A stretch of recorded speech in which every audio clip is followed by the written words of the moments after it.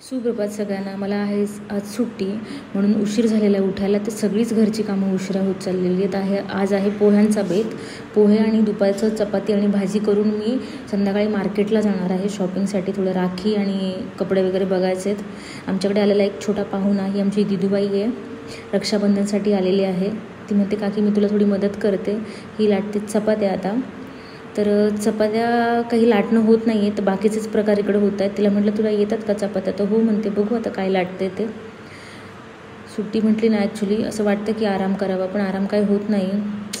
घरची कामच एवढी पेंडिंग असतात ना आठवड्याभराची, की काय आराम करणार। एका साईडला मी मशीनला कपडे लावलेले आहेत आठवड्याभराचे, ते मशीनचे कपडे वगैरे धुवून आहे ना मला आरामात 4-5 वाजणार आहेत।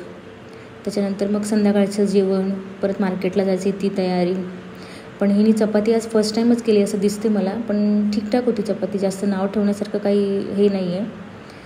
भांडी काढलीत मी घासायला, मी भांडी घासते, हिचं चालू आहे इकडं नाचकाम। त्याच्यानंतर मग आम्ही भाजी वगैरे माझं सगळं झालेलं होतं। नंतर मी पोरांना जेवायला वाढलं, तिला म्हटलं दे आता तू खूप चपात्या केल्या।